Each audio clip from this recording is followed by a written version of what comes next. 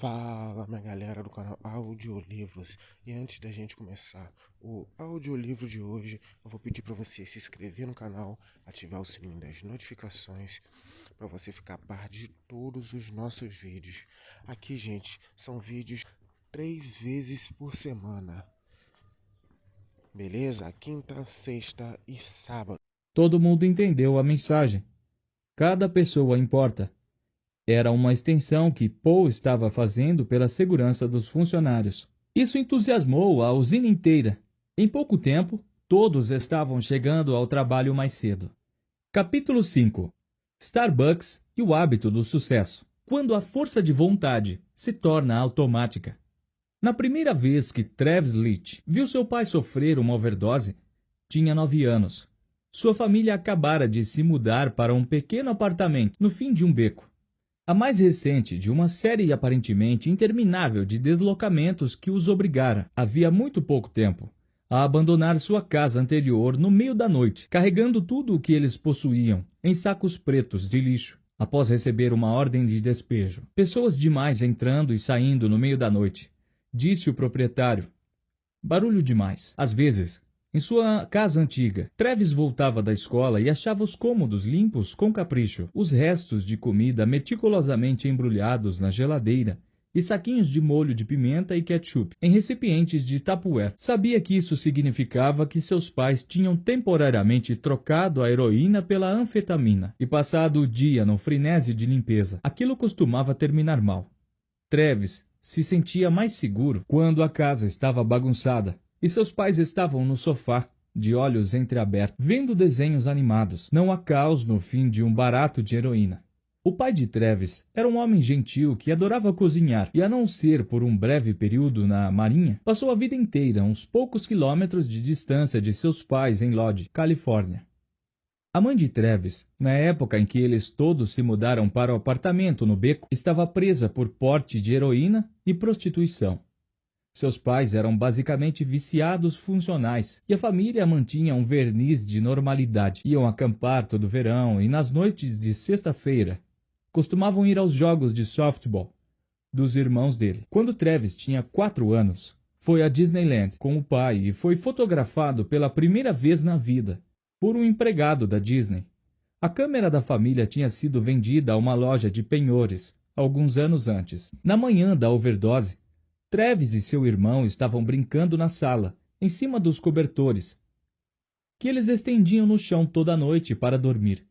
O pai de Travis estava se preparando para fazer panquecas, quando entrou no banheiro, levando a meia comprida, que continha sua agulha, colher, isqueiro e cotonetes. Uns poucos minutos depois, ele saiu, abriu a geladeira para pegar os ovos e desabou no chão. Quando os meninos entraram correndo, o pai estava tendo convulsões, o rosto ficando azul. Os irmãos de Travis já tinham visto uma overdose antes e conheciam o esquema. Seu irmão deitou o pai de lado, a irmã abriu a boca dele para garantir que ele não engasgaria com a própria língua e mandou Travis correr até a casa ao lado, pedir para usar o telefone do vizinho e ligar para o 911. Meu nome é Travis. Meu pai desmaiou e a gente não sabe o que aconteceu. Ele não está respirando. Travis mentiu para o atendente da polícia. Mesmo com 9 anos, ele sabia que o pai estava inconsciente. Não queria dizer aquilo na frente do vizinho. 3 anos antes, um dos amigos de seu pai morrera no porão deles depois de se picar. Quando os paramédicos chegaram para levar o corpo embora, os vizinhos ficaram olhando assustados para Travis e a irmã, enquanto seguravam a porta aberta para a maca passar. Um dos vizinhos tinha um primo, cujo filho estava na classe dele, e logo todo mundo na escola já estava sabendo. Depois de desligar o telefone, Travis andou até o final do beco e ficou esperando a ambulância. O pai foi tratado no hospital naquela manhã, indiciado na delegacia à tarde, e já estava em casa de novo, na hora do jantar. Ele fez espaguete. Travis completou 10 anos, umas poucas semanas depois. Quando Travis tinha 16 anos, largou o ensino médio. Eu estava cansado de ser chamado de bicha. Ele disse, cansado de as pessoas me seguirem até a casa e me jogarem coisas. Parecia que tudo era mesmo demais para mim. Era mais fácil largar tudo aquilo e ir para outro lugar. Ele mudou-se para Fresno, 2 horas ao sul, e conseguiu o emprego num lava-rápido. Foi despedido por insubordinação. Depois arranjou empregos no McDonald's e na Hollywood Video. Mas, quando os clientes eram mal educados, eu queria meu molho barbecue, seu imbecil. Ele perdia o controle. Sai do meu drive-thru! Ele gritou para uma mulher jogando nuggets no carro dela antes que o gerente o puxasse para dentro. Às vezes ficava tão perturbado que começava a chorar no meio do expediente. Travis muitas vezes chegava atrasado ou tirava um dia de folga sem motivo algum. De manhã, gritava para sua imagem no espelho. Ordenava a si mesmo ser uma pessoa melhor, aguentar o tranco. Mas ele não conseguia se dar bem com as pessoas e não era forte o bastante para suportar o fluxo constante de críticas e insultos. Quando a fila do caixa dele ficava longa demais e o gerente gritava com ele, as mãos de Travis começavam a tremer e ele sentia falta de ar. Ele se perguntava se era assim que os pais dele se sentiam, tão indefesos contra a vida, quando começaram a usar drogas. Um dia, um cliente habitual da Hollywood Video, que acabara conhecendo Travis um pouco melhor, sugeriu que ele pensasse em trabalhar na Starbucks. Estamos abrindo uma loja nova em Fort Washington e vou ser gerente assistente, disse o homem. Você devia se candidatar. Um mês depois, Travis estava trabalhando como barista no turno da manhã. Isso foi há 6 anos. Hoje, aos 25 anos, Travis é gerente de 2 Starbucks, onde supervisiona 40 empregados e é responsável por um faturamento que supera os $2 milhões ao ano. Seu salário é de $44 mil por ano. Ele tem uma aposentadoria privada e nenhuma dívida. Nunca chega atrasado, não se irrita no trabalho. Quando uma das suas funcionárias começou a chorar depois que um cliente gritou com ela, Travis a levou de lado. Seu avental é um escudo, ele disse. Nada que uma pessoa diga jamais vai machucar você. Você sempre vai ser tão forte quanto quiser ser. Ele aprendeu aquele discurso em um de seus cursos de treinamento da Starbucks, um programa de ensino que teve início no seu primeiro dia e continua ao longo da carreira de um empregado. O programa tem estrutura suficiente para que ele possa ganhar créditos na faculdade, conforme conclui os módulos. Travis diz que o treinamento mudou sua vida. A Starbucks lhe ensinou a viver, a ter foco, a chegar ao trabalho na hora e a controlar suas emoções. E o mais crucial, lhes ensinou a ter força de vontade. A Starbucks é a coisa mais importante que já aconteceu comigo, ele me disse. Eu devo tudo a esta empresa. Para Travis e milhares de outros, a Starbucks, assim como uma série de outras empresas, conseguiu ensinar o tipo de preparação para a vida que as escolas, famílias e comunidades não foram capazes de proporcionar. Com mais de 137 mil empregados atualmente e mais de 1 milhão de ex-alunos, a Starbucks é agora, num certo sentido, uma das maiores instituições de ensino da nação. Todos esses empregados, só em seu primeiro ano, passaram pelo menos 50 horas em salas de aula da Starbucks e outras dezenas em casa com livros didáticos da Starbucks e conversando com os mentores da Starbucks responsáveis por eles. A essência desta aprendizagem é uma grande ênfase num hábito importantíssimo, a força de vontade.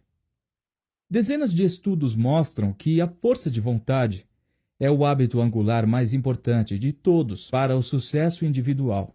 Num estudo em 2005, por exemplo, pesquisadores da Universidade da Pensilvânia analisaram 164 alunos da 8ª série, medindo seu QI e outros fatores, inclusive a força de vontade que os alunos demonstravam, conforme medido em testes de autodisciplina. Alunos com níveis mais altos de força de vontade tinham mais chances de tirar notas maiores nas aulas e de ser aceito em escolas mais seletivas.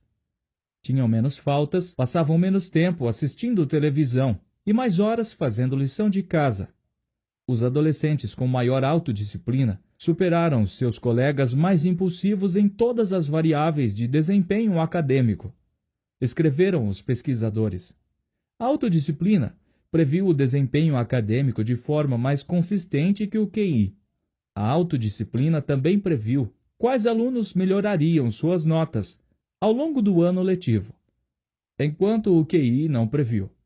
A autodisciplina tem um efeito maior no desempenho acadêmico do que o talento intelectual. E o melhor modo de aumentar a força de vontade e dar uma vantagem aos alunos, indicam os estudos, é transformar isso num hábito. Às vezes parece que as pessoas com um grande autocontrole não estão se esforçando, mas é porque elas passam a fazer isso no automático, me disse Angela Duckworth, uma das pesquisadoras da Universidade da Pensilvânia. Sua força de vontade acontece sem que elas precisem pensar nisso. Para a Starbucks, a força de vontade é mais importante. A força de vontade é mais que uma curiosidade acadêmica. Quando a empresa começou a esquematizar sua estratégia de crescimento em massa, no final dos anos 1990, os executivos reconheceram que para obter sucesso era necessário cultivar um ambiente que justificasse pagar $4 por um copo de café sofisticado. A empresa precisava treinar seus empregados para servir um pouco de alegria, junto com os lattes e scones. Por isso, logo de início, a Starbucks começou a pesquisar como poderia ensinar os funcionários a moderar suas emoções e aperfeiçoar sua autodisciplina para servir uma dose de ânimo. Se os baristas não forem treinados a deixar de lado seus problemas pessoais, as emoções de alguns funcionários inevitavelmente vão transbordar para o modo como tratam os clientes. No entanto, se o funcionário souber se manter focado e disciplinado, mesmo no fim de um expediente de 8 horas, ele vai proporcionar o nível mais elevado de serviço fast food que os clientes da Starbucks esperam. A empresa gastou milhões de dólares desenvolvendo programas para treinar a autodisciplina dos empregados. Executivos escreveram livros didáticos que, na prática, servem como guias para transformar a força de vontade num hábito na vida dos trabalhadores. Esses programas são, em parte, o motivo pelo qual a Starbucks, antigamente uma empresa latérgica de Seattle, cresceu até virar um colosso com mais de 17 mil lojas e um faturamento superior a 10 bilhões de dólares por ano. Então, como a Starbucks faz isso? Como eles pegam pessoas como Travis, um filho de viciados, que largou o ensino médio e não conseguia reunir autocontrole suficiente para manter um emprego no McDonald's, e lhes ensinam a supervisionar dezenas de empregados e dezenas de milhares de dólares de faturamento mensal. O que exatamente Travis aprendeu? Todos que entravam na sala em que o experimento estava sendo realizado, na Case Western Reserve University, concordavam num ponto. Os cookies tinham um cheiro delicioso. Tinham acabado de sair do forno e estavam empilhados numa tigela, cheios de pedacinhos de chocolate. Na mesa ao lado dos cookies, havia uma tigela de rabanetes. Durante um dia inteiro, estudantes famintos entraram, sentaram-se em frente às duas tigelas e submeteram-se, sem saber, a um teste de força de vontade que revolucionaria nossa compreensão de como a autodisciplina funciona. Na época, havia relativamente pouca investigação acadêmica sobre a força de vontade. Os psicólogos consideravam esses tipos de tema como aspectos de algo que chamavam de autorregulação. Porém, não era um campo que despertasse grande curiosidade. Havia um único experimento famoso sendo realizado nos anos 1960, em que cientistas de Stanford tinham testado a força de vontade de um grupo de crianças de 4 anos. Os pesquisadores levaram as crianças para dentro de uma sala e lhes mostraram uma série de guloseimas, incluindo marshmallows. Fizeram uma oferta para elas. Podiam comer um marshmallow imediatamente, ou, se esperassem alguns minutos, podiam comer 2. Então, o pesquisador saiu da sala.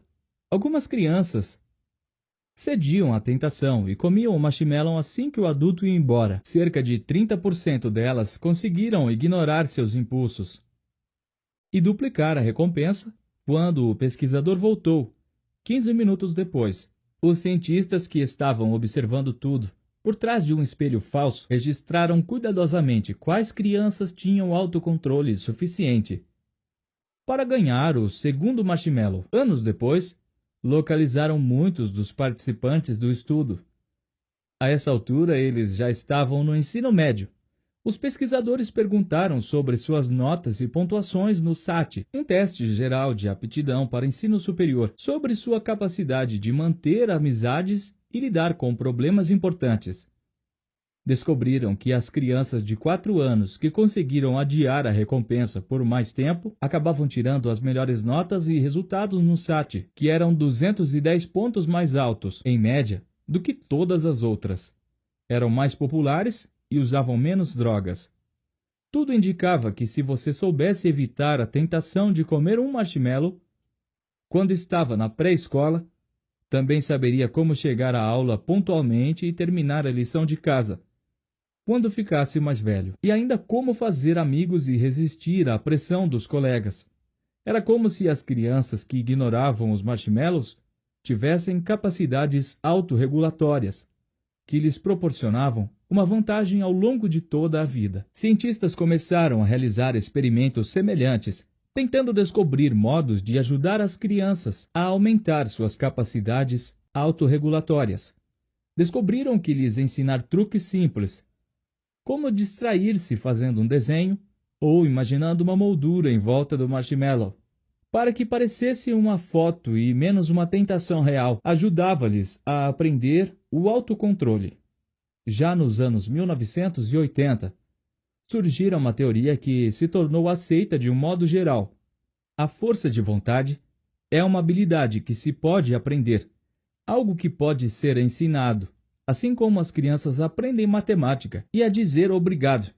Mas as verbas para esses estudos eram escassas. O tema da força de vontade não estava em voga. Muitos dos cientistas de Stanford mudaram para outras áreas de pesquisa. No entanto, quando um grupo de doutores em psicologia da Case Western, um dos quais se chamava Mark Muraven, descobriu esses estudos no meio da década de 1990, começaram a fazer perguntas que os pesquisadores anteriores pareciam ter deixado sem resposta. Para Muraven, este modelo de força de vontade como habilidade não era uma explicação satisfatória. Uma habilidade, afinal, é algo que permanece constante de um dia para o outro.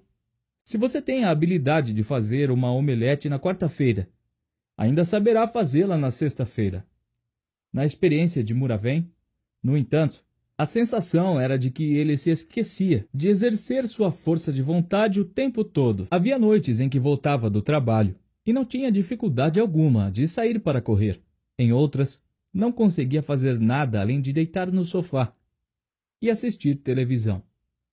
Era como se seu cérebro, ou pelo menos a parte responsável por fazer com que ele se exercitasse, tivesse esquecido como reunir a força de vontade necessária para que ele saísse de casa. Em alguns dias, ele comia coisas saudáveis. Em outros, quando estava cansado, saqueava as máquinas de comida e se empanturrava de doces e batata frita. Se a força de vontade é uma habilidade, perguntava-se Muraven, então por que ela não permanece constante de um dia para o outro? Ele suspeitava que essa força era mais complexa que os experimentos mais antigos haviam revelado. Mas como se testa isso num laboratório? A solução de Muraven foi o laboratório contendo uma tigela de cookies recém-assados e uma tigela de rabanetes. A sala era basicamente um closet com um espelho falso, equipada com uma mesa, uma cadeira de madeira, um sininho e um pequeno forno elétrico. 67 graduandos foram recrutados e instruídos a pular uma refeição. Um por um, os participantes sentaram-se diante das duas tigelas. O objetivo desse experimento é testar a percepção de gosto, dizia uma pesquisadora para cada estudante, o que não era verdade. O objetivo era obrigar os estudantes, mas apenas alguns estudantes, a exercer sua força de vontade. Para isso, metade dos graduandos recebeu a instrução de comer os cookies e ignorar os rabanetes. A outra metade foi instruída a comer os rabanetes e ignorar os cookies. A teoria de Muraven era que ignorar cookies é difícil, exige força de vontade. Ignorar rabanetes, por outro lado, não exige praticamente nenhum esforço. Lembre, dizia a pesquisadora, Coma só a comida que foi designada a você. Então, saia da sala. Assim que os estudantes se vinham sozinhos, começavam a comer. Os comedores de cookies estavam no paraíso. Os de rabanete sofriam uma agonia. Estavam penando muito, forçando-se a ignorar os cookies quentinhos. Através do espelho falso, os pesquisadores observaram um dos comedores de rabanete pegar um cookie, cheirá-lo com um misto de desejo e tristeza, depois colocá-lo de volta na tigela. Outro pegou alguns cookies, devolveu, e depois lambeu dos dedos o chocolate derretido. Após 5 minutos, a pesquisadora entrava de novo na sala. Segundo a estimativa de Muravém, a força de vontade dos comedores de rabanete tinha sido intensamente posta à prova pela instrução de comer o legume amargo e ignorar a guloseima. Os comedores de cookies quase não tinham exercido sua autodisciplina. Precisamos esperar cerca de 15 minutos para que a memória sensorial do alimento que você comeu se dissipe. A pesquisadora dizia a cada participante. Para passar o tempo, ela pediu que eles resolvessem um quebra-cabeça. Parecia relativamente simples. Traçar um certo padrão geométrico sem tirar o lápis do papel, nem passar pela mesma linha 2 vezes. Se quiser desistir, dizia a pesquisadora, toque o sino. Ela insinuava que resolver o quebra-cabeça não demoraria muito. Na verdade, o quebra-cabeça era impossível de resolver. Aquele quebra-cabeça não era um passatempo, era a parte mais importante do experimento. Era preciso uma enorme força de vontade para continuar tentando resolver o quebra-cabeça, principalmente quando todas as tentativas fracassavam. Os cientistas se perguntaram: será que os estudantes que já tinham gastado sua força de vontade, ignorando os cookies, iam desistir do quebra-cabeça mais rápido? Em outras palavras, será que a força de vontade era um recurso finito? De trás do espelho falso, os pesquisadores ficaram observando. Os comedores de cookies, com seus estoques não utilizados de autodisciplina, começavam a trabalhar no quebra-cabeça. De modo geral, pareciam relaxados. Um deles tentou uma abordagem simples. Chegou a um beco sem saída, depois começou de novo. E de novo, e de novo. Alguns tentaram por mais de meia hora antes que a pesquisadora dissesse para eles pararem. Em média, os comedores de cookies passaram quase 19 minutos cada um tentando resolver o quebra-cabeça antes de tocar o sino. Os comedores de rabanete, com sua força de vontade esgotada, agiram de modo completamente diferente. Resmungavam enquanto tentavam resolver o quebra-cabeça, ficavam frustrados.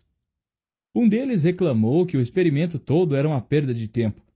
Alguns puseram a cabeça na mesa e fecharam os olhos. Houve um que foi ríspido com a pesquisadora quando ela voltou.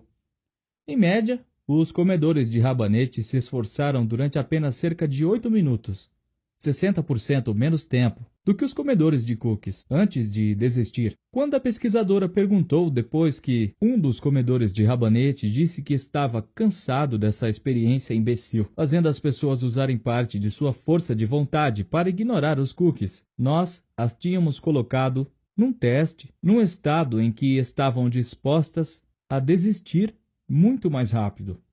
Muravém me disse, já houve mais de 200 estudos sobre essa ideia desde então. E todos concluíram a mesma coisa. Força de vontade não é uma habilidade. É um músculo, como os músculos dos braços ou pernas, e ela fica cansada quando faz mais esforço. Por isso, sobra menos força para outras coisas. Os pesquisadores se basearam nessa descoberta para explicar todo tipo de fenômeno. Alguns sugeriram que isso ajuda a esclarecer por que pessoas bem-sucedidas, em outros âmbitos, sucumbem a casos extraconjugais, que têm mais chances de começar tarde da noite, após um longo dia exercendo a força de vontade no trabalho, ou porque bons médicos cometem erros primários, o que ocorre com maior frequência depois que o médico terminou uma tarefa longa e complicada, que exigia concentração intensa. Se você quer fazer alguma coisa que exige força de vontade, como sair para correr depois do trabalho, precisa preservar seu músculo da força de vontade durante o dia. Muravém me disse, se você gastá-lo cedo demais em tarefas entediantes, como escrever e-mails, preencher formulários de despesas complicados e chatos, toda a força terá se dissipado quando você chegar em casa. Mas até onde se entende essa analogia? Será que exercitar os músculos da força de vontade os torna mais fortes, do mesmo modo como usar halteres fortalece os bíceps? Em 2006, dois pesquisadores australianos, Megan Watten e Ken Chang, tentaram responder essa pergunta criando um programa de exercícios de força de vontade. Eles inscreveram 24 pessoas, com idades entre 18 e 50 anos, num programa de exercício físico, e ao longo de 2 meses, submeteram-nas a um número cada vez maior de séries de levantamento de pesos, de treinamento de resistência e de atividades aeróbicas. Semana após semana, as pessoas... E se você quer se tornar um dos nossos patrocinadores para fazer o canal crescer e evoluir mais a cada dia, que também é bom que dá uma motivação para a gente, né, gente? Que nós estamos vendo que vocês estão gostando do nosso conteúdo, tá querendo sempre mais e mais, e assim motiva a gente a entregar sempre mais para vocês, beleza? Eu vou deixar o link aqui na descrição para ver como você pode se tornar um dos nossos patrocinadores, tá certo? E chega de enrolação, né? Vamos direto para o nosso audiolivro. Aproveite, se você gostou, não esquece, larga o dedo no like, coloca um comentário maneiro aí, compartilha no grupo da família, hein? Vamos que vamos. Se forçavam a se exercitar com mais frequência, usando cada vez mais força de vontade sempre que iam à academia. Depois de 2 meses, os pesquisadores esquadrinharam o resto da vida dos participantes para ver se o aumento da força de vontade na academia resultava numa maior força de vontade em casa. Antes de o experimento começar, a maioria dos sujeitos era de sedentários assumidos. Agora eles estavam em melhor forma física, é claro, mas também estavam mais saudáveis em outras partes de suas vidas. Quanto mais tempo passavam na academia, menos cigarros fumavam e menos álcool, cafeína e comida gordurosa consumiam. Estavam dedicando mais horas à lição de casa e menos à televisão. Estavam menos deprimidos. Talvez Watten e Chang se perguntaram: esses resultados não tivessem nada a ver com a força de vontade? E se o exercício apenas deixar as pessoas mais felizes e com menos fome de fast food? Então projetaram outro experimento. Desta vez, inscreveram 29 pessoas num programa de gerenciamento de dinheiro de 4 meses. Definiram metas de poupança e pediram aos participantes que se privassem de luxos, tais como comer em restaurantes ou ir a cinema. Pediu-se aos participantes que mantivessem registros detalhados de tudo o que compravam. O que foi maçante no começo, mas, por fim, as pessoas desenvolveram a autodisciplina necessária para anotar cada compra. As finanças dos participantes melhoraram conforme eles avançavam no programa. E o mais surpreendente, eles também fumaram menos cigarros e beberam menos álcool e cafeína. Em média 2 xícaras de café a menos, 2 cervejas a menos. Entre os fumantes, 15 cigarros a menos por dia. Comeram menos comida industrializada e ficaram mais produtivos no trabalho e na escola. Era como o estudo dos exercícios físicos. Conforme as pessoas fortaleciam seus músculos da força de vontade, numa parte da vida, na academia, ou num programa de gerenciamento de dinheiro, essa força transbordava para o que eles comiam ou para seu empenho no trabalho. Uma vez que a força de vontade se tornava mais poderosa, ela afetava tudo. Watten e Chang fizeram mais um experimento. Inscreveram 45 estudantes num programa de melhoria acadêmica, focado em criar hábitos de estudo. Previsivelmente, a capacidade de aprendizagem dos participantes melhorou. E os estudantes também fumaram menos, beberam menos, assistiram menos televisão, se exercitaram mais e se alimentaram de forma mais saudável, embora todas essas coisas jamais tivessem sido mencionadas no programa acadêmico. Novamente, conforme seus músculos da força de vontade se desenvolveram, os bons hábitos pareceram transbordar para outras partes de sua vida. Quando você aprende a se forçar a ir à academia, a começar sua lição de casa, ou a comer uma salada em vez de um hambúrguer. Parte do que está acontecendo é que você está mudando o modo como pensa, disse Todd Henderson, um pesquisador de Dartmouth que trabalhou em estudos sobre a força de vontade. As pessoas aprendem a controlar melhor seus impulsos, aprendem a se distrair das tentações. E uma vez que você entrou nesse sulco criado pela força de vontade, seu cérebro tem prática em ajudar você a se concentrar num objetivo. Há agora centenas de pesquisadores em quase todas as principais universidades estudando a força de vontade. Escolas públicas e independentes da Filadélfia, Seattle, Nova York e de outras cidades começaram a incorporar aulas de desenvolvimento da força de vontade aos seus currículos no KIPP ou Knowledge Power Program. Programa Conhecimento é Poder. Um grupo de escolas independentes que atende a estudantes de baixa renda em todo o país. Ensinar autocontrole é parte da filosofia das escolas. Uma escola KIPP da Filadélfia deu aos seus alunos camisetas com os dizeres: "Não coma o marshmallow". Muitas dessas escolas elevaram drasticamente as pontuações dos alunos nas provas. É por isso que colocar as crianças em aula de piano ou esportes é tão importante. Não tem nada a ver com criar um bom músico ou um craque de futebol de 5 anos, disse Heatherton. Quando você aprende a se obrigar a praticar durante 1 hora ou correr 15 voltas, começa a construir força de autocontrole. Um menino de 5 anos capaz de seguir a bola durante 10 minutos se torna um aluno de 6ª série que pode começar a lição de casa na hora certa. Conforme as pesquisas sobre a força de vontade foram se tornando um assunto em alta nas publicações científicas e em artigos de jornal, isso começou a transbordar para o mundo corporativo. Nos Estados Unidos, empresas como Starbucks e a Gap, Walmart ou quaisquer outros negócios que dependem de funcionários recém-contratados enfrentam todas um problema em comum. Por mais que seus funcionários queiram fazer um bom trabalho, muitos fracassam porque carecem de autodisciplina. Chegam atrasados, brigam com clientes mal educados, distraem-se ou são sugados para dentro de dramas no local de trabalho. Pedem demissão sem motivo algum. Para vários funcionários, a Starbucks é a primeira experiência profissional, disse Christine DePutz, que ajudou a supervisionar os programas de treinamento da empresa durante mais de uma década. Se seus pais ou professores vêm dizendo a você o que fazer sua vida inteira, e de repente há clientes gritando e seu chefe está ocupado demais para orientá-lo, isso pode ser realmente assoberbante. Muitas pessoas não conseguem fazer a transição. Então tentamos descobrir um jeito de dar a nossos empregados a autodisciplina que não aprenderam no ensino médio. Mas quando empresas como a Starbucks tentaram aplicar ao local de trabalho as lições de força de vontade extraídas dos estudos sobre rabanetes e cookies e sobre exercícios físicos, encontraram dificuldades.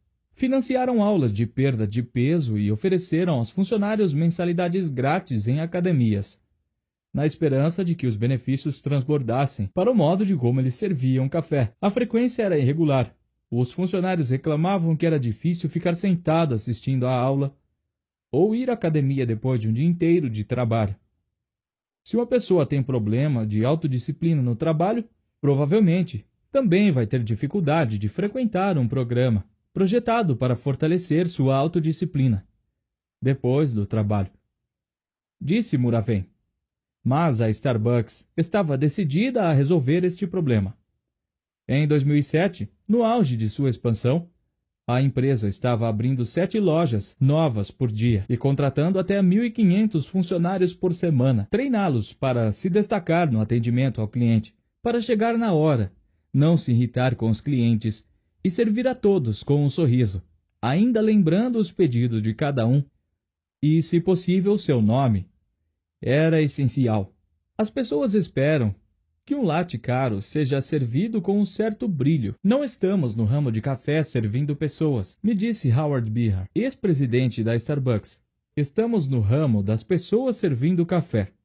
Todo o nosso modelo de empresa é baseado num atendimento espetacular. Sem isso, estamos perdidos. A solução, como a Starbucks descobriu, era transformar a autodisciplina num hábito organizacional. Em 1992, uma psicóloga britânica entrou em 2 dos hospitais ortopédicos mais movimentados da Escócia e recrutou 60 pacientes para um experimento que ela esperava explicaria como alavancar força de vontade de pessoas excepcionalmente resistentes a mudanças. A média de idade dos pacientes era 68 anos. A maioria ganhava menos de $10.000 por ano e não tinha mais que um diploma de ensino médio.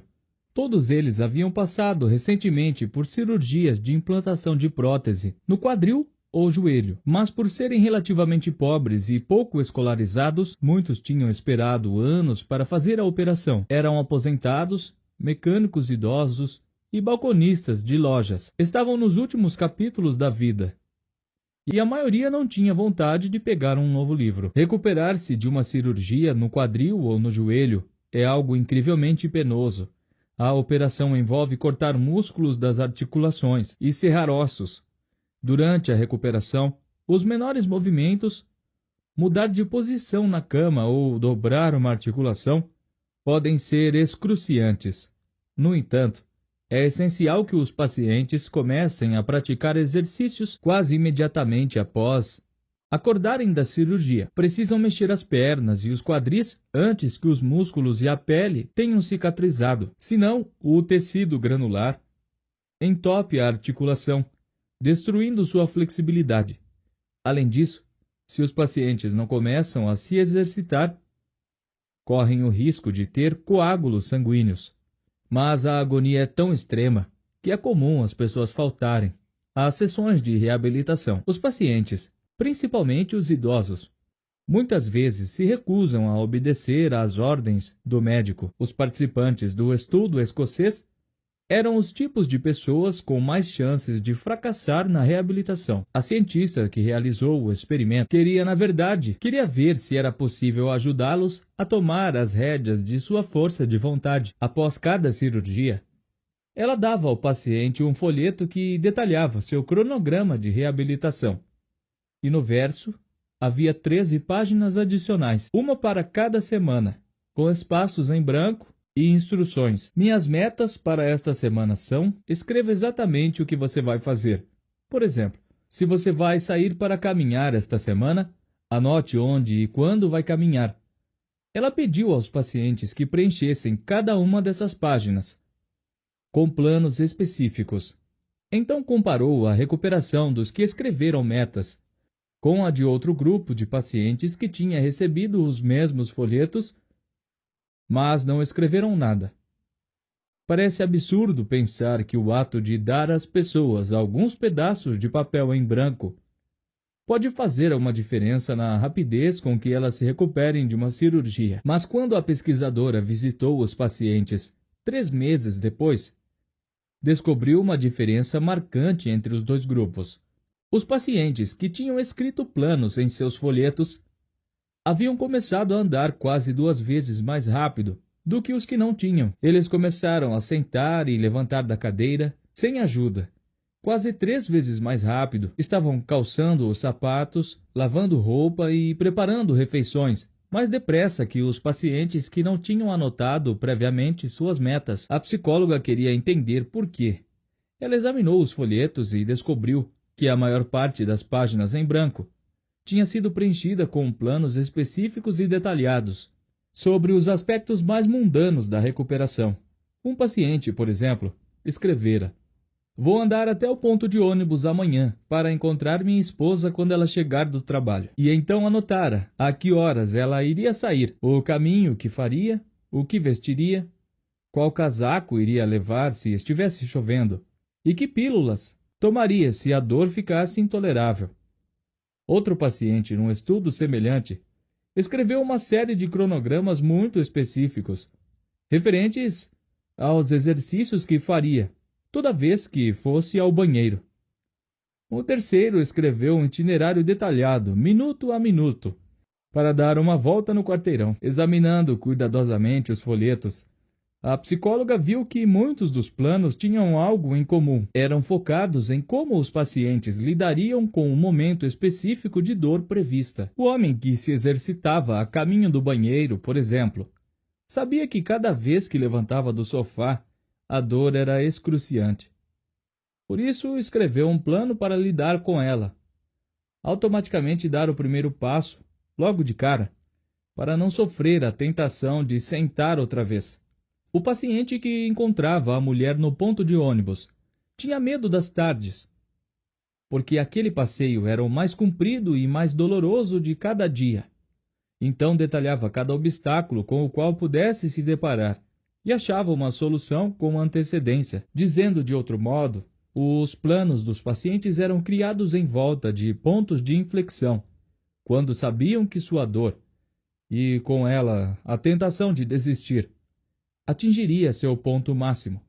Os pacientes estavam dizendo a si mesmos como passariam por cima do obstáculo. Cada um deles, intuitivamente, pôs em prática as mesmas regras que Claude Hopkins usara para vender a Pepsodent. Identificaram deixas simples e recompensas óbvias.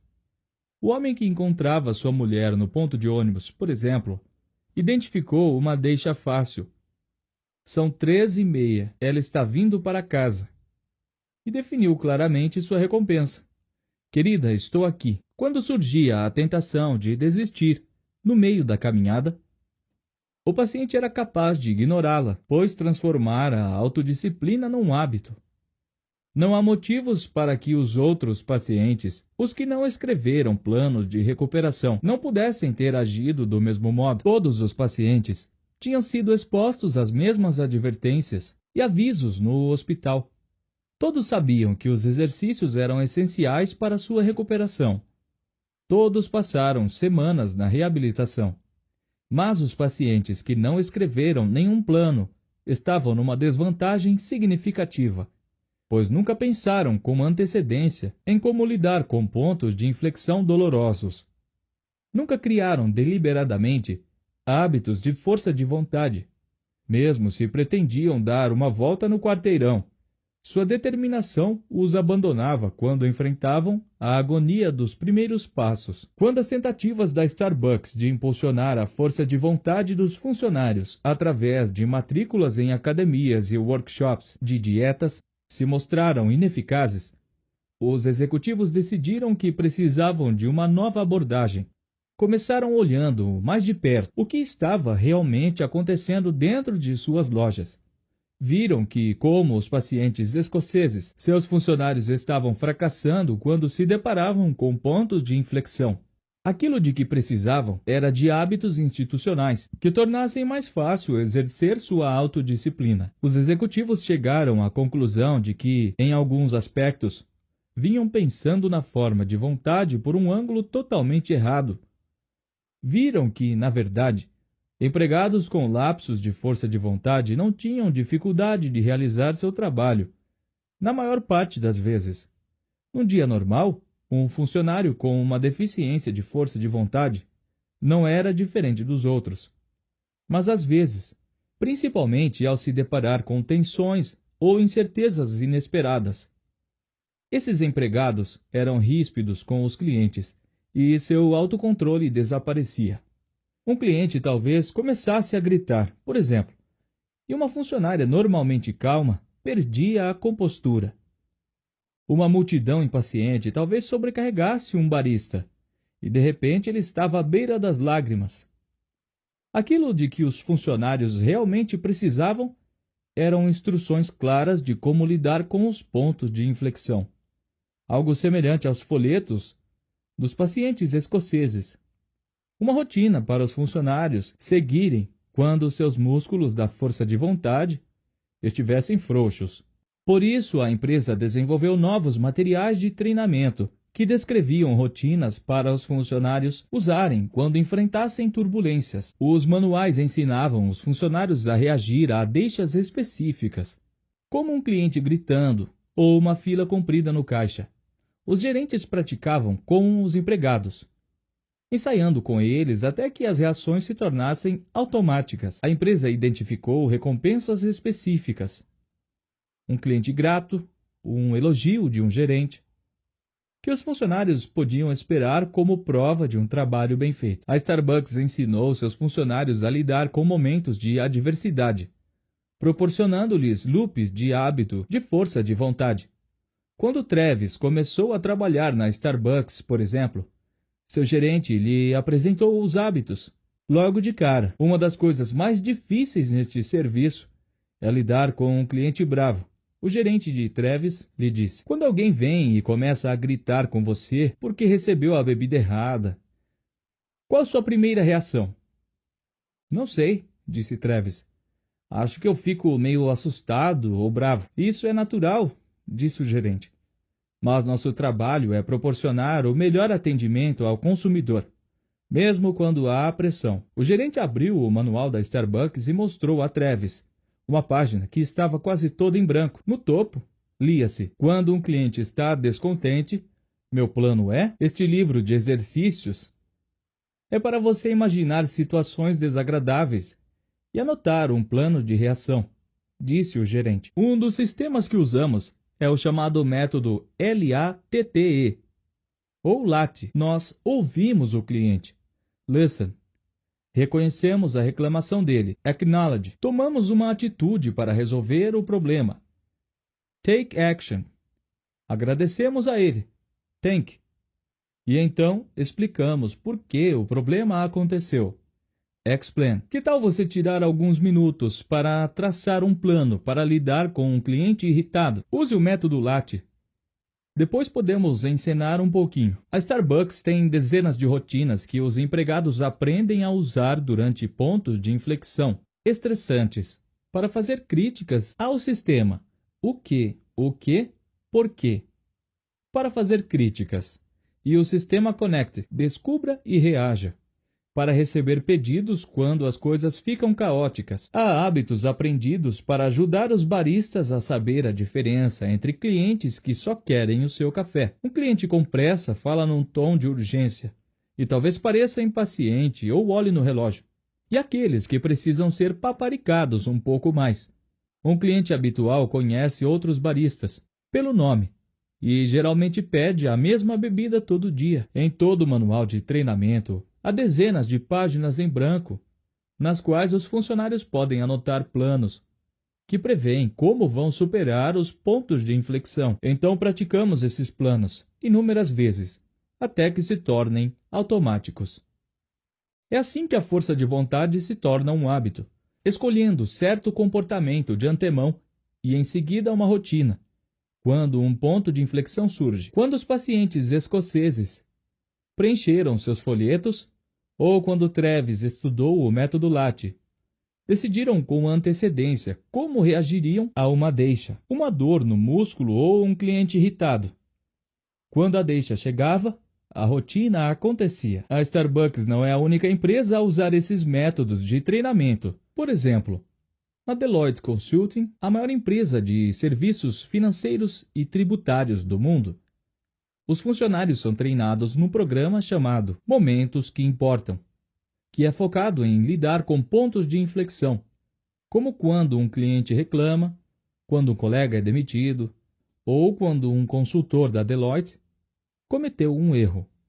Para cada um desses momentos, há rotinas pré-programadas. Fique curioso, diga o que os outros não querem dizer. Aplique a regra 5/5/5, que orientam os funcionários sobre como eles devem reagir. Na Container Store, os empregados recebiam mais de 185 horas de treinamento. Só no primeiro ano, aprendem a reconhecer os pontos de inflexão, tais como um colega bravo ou um cliente desnorteado, e adquirem hábitos, tais como rotina, para acalmar os compradores ou para desarmar um confronto. Quando entra um cliente que parece desnorteado, por exemplo, um funcionário imediatamente pede que ele visualize o espaço da casa que pretende organizar e descreva como vai se sentir quando tudo estiver em seu lugar. Tivemos clientes que vieram até nós e disseram: isso é melhor que uma consulta psiquiátrica. O diretor executivo da empresa disse a um repórter: Howard Schultz, o homem que levou a Starbucks a se tornar um colosso. não é tão diferente de Travis, em alguns aspectos. Ele cresceu num conjunto habitacional público no Brooklyn, dividindo um apartamento de 2 quartos com os pais e os 2 irmãos. Aos 7 anos, o pai de Schultz quebrou o tornozelo e perdeu o emprego de motorista de caminhão de entrega de fraldas. Isso bastou para lançar a família numa crise.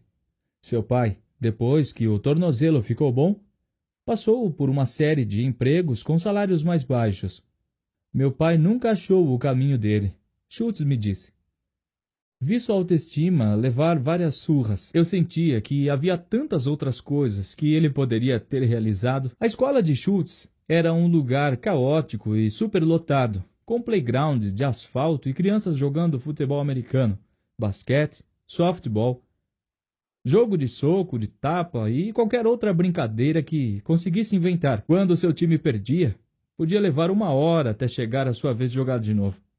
Então Schultz fazia questão de que o time sempre vencesse, a qualquer custo. Voltava para casa com arranhões sangrentos nos cotovelos e joelhos, que a mãe limpava cuidadosamente com um pano molhado. Você não desiste, ela dizia. Sua competitividade lhe rendeu uma bolsa universitária para jogar futebol americano. Quebrou o queixo e nunca disputou nenhum jogo.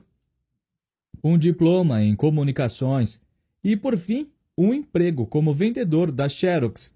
Em Nova York, ele acordava toda manhã, ia para um novo prédio de escritórios em Midtown, pegava o elevador até o último andar, ia de porta em porta, perguntando, educadamente, se alguém tinha interesse em toner ou copiadoras. Então descia um andar de elevador e começava tudo de novo. No começo dos anos 1980, Schultz estava trabalhando para um fabricante de plásticos, quando notou que um varejista pouco conhecido em Seattle estava encomendando um número descomunal de coadores de café. Schultz foi de avião até lá e se apaixonou pela empresa. 2 anos depois, quando ficou sabendo que a Starbucks, na época com apenas 6 lojas, estava à venda, ele pediu dinheiro para todo mundo que conhecia e a comprou. Isso foi em 1987. Em 3 anos, havia 84 lojas. Em 6 anos, mais de 1.000 lojas. Hoje, há 17.000 lojas em mais de 50 países. Por que Schultz teve um destino tão diferente de todas as crianças daquele playground? Alguns de seus antigos colegas de classe hoje são policiais e bombeiros no Brooklyn. Outros estão na prisão. Schultz vale mais de $1 bilhão. Ele já foi considerado um dos maiores diretores executivos do século XX.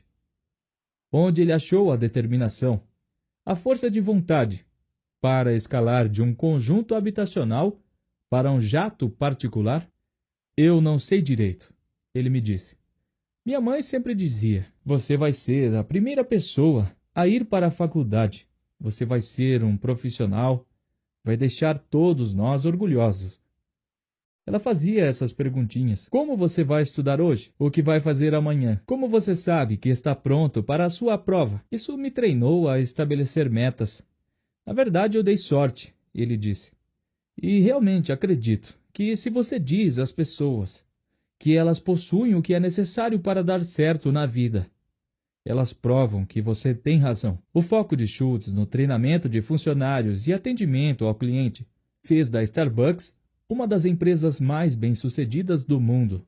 Durante anos, ele esteve pessoalmente envolvido em quase todos os aspectos da administração da empresa. Em 2000, exausto, ele delegou as operações diárias para outros executivos. E nesse ponto, a Starbucks começou a vacilar. Dentro de uns poucos anos, os clientes estavam reclamando da qualidade das bebidas e do atendimento. Os executivos, focados numa expansão frenética, muitas vezes ignoravam as reclamações. Os empregados começaram a ficar descontentes. Pesquisas indicavam que as pessoas estavam começando a pensar na Starbucks como sinônimo de café morno e sorrisos vazios. Então Schultz voltou ao cargo de executivo-chefe em 2008. Entre suas prioridades estava a reestruturação do programa de treinamento da empresa para renovar seu foco numa série de questões, incluindo o incentivo à força de vontade e a autoconfiança dos funcionários ou parceiros, no linguajar da Starbucks. Tivemos que começar a reconquistar a confiança dos clientes e parceiros, Schultz me disse. Mais ou menos na mesma época, estava surgindo uma nova onda de estudos que abordavam a ciência da força de vontade de um modo ligeiramente diferente. Pesquisadores tinham notado que algumas pessoas, como Travis, eram capazes de criar hábitos de força de vontade com relativa facilidade. Outras, no entanto, penavam para isso, por mais treinamento e apoio que recebessem. O que estava causando a diferença? Mark Muraven, que a essa altura já era professor na Universidade de Albany, criou um novo experimento. Colocou graduandos numa sala com um prato de cookies quentes, recém-assados, e pediu que os ignorassem. Metade dos participantes foi tratada com gentileza. Pedimos que você, por favor, não coma os cookies, tudo bem? Dizia uma pesquisadora. Então ela discutia o propósito do experimento, explicando que era medir a capacidade de eles resistirem a tentações. Ela os agradecia por contribuir com seu tempo. Se tivesse alguma sugestão ou ideia de como podemos melhorar este experimento, por favor digam. Queremos que você nos ajudem a fazer com que esta experiência seja a melhor possível. A outra metade dos participantes não foi paparicada do mesmo modo. Simplesmente receberam ordens. Você não pode comer os cookies. A pesquisadora lhes dizia. Ela não explicava o objetivo do experimento. Não os elogiava, nem demonstrava nenhum interesse no feedback deles. Mandava que seguissem as instruções. Vamos começar agora, ela dizia. Os estudantes de ambos os grupos tiveram que ignorar os cookies quentes durante 5 minutos, depois que a pesquisadora deixava a sala. Nenhum deles cedeu à tentação. Então a pesquisadora voltou. Pediu que cada estudante olhasse para um monitor de computador. Ele estava programado para piscar números na tela, um por vez, por 500 milissegundos cada um.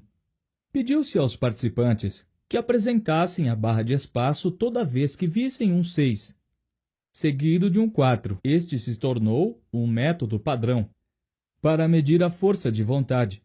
Prestar atenção à sequência monótona de números piscando exige um foco parecido com o de tentar resolver um quebra-cabeça impossível. Os estudantes que tinham sido tratados com gentileza se saíram bem no teste do computador. Sempre que aparecia um 6 seguido de um 4, eles batiam na barra de espaço. Conseguiram manter o foco durante todos os 12 minutos. Apesar de ter ignorado os cookies, eles tinham força de vontade sobrando. Os estudantes que tinham sido tratados com rispidez, por outro lado, foram péssimos no teste. Várias vezes esqueciam de apertar a barra de espaço, diziam que estavam cansados e não conseguiam se concentrar. Os pesquisadores determinaram que o seu músculo, da força de vontade, tinha sido extenuado pelas instruções bruscas. Quando Muraven começou a explorar por que os estudantes que haviam sido tratados com gentileza tinham mais força de vontade, descobriu que a diferença principal era a sensação de controle que possuíam sobre a experiência. Encontramos isso inúmeras vezes, me disse Muraven. Quando se pede às pessoas que façam algo que exija autocontrole, se acham que estão fazendo isso por motivos pessoais, se sentem que é uma escolha ou algo que apreciam porque ajuda os outros. É muito menos cansativo. Se sentem que não têm autonomia, se só estão cumprindo ordens, seus músculos da força de vontade se cansam muito mais rápido. Em ambos os casos, as pessoas ignoram os cookies, mas quando os estudantes foram tratados como engrenagens e não como pessoas, isso exigiu muito mais força de vontade. Para as empresas e organizações, essa descoberta tem implicações enormes. O simples ato de dar aos empregados um senso de autonomia, uma sensação de que estão no controle, de que têm autoridade legítima para tomar decisões, pode aumentar radicalmente o grau de energia e foco que eles dedicam ao emprego. Um estudo de 2010, numa fábrica de Ohio, por exemplo, examinou funcionários da linha de montagem que receberam autonomia para tomar pequenas decisões sobre seus horários e o ambiente de trabalho. Eles desenharam seus próprios uniformes e tinham autoridade sobre os turnos. Nada mais mudou. Todos os processos de fabricação e escalas de pagamento continuaram iguais. Dentro de 2 meses, a produtividade na fábrica cresceu em 20%. Os funcionários estavam fazendo intervalos mais curtos e cometendo menos erros. Dar aos empregados um senso de controle melhorou o grau de autodisciplina que dedicavam a seus empregos. As mesmas lições se aplicam à Starbucks.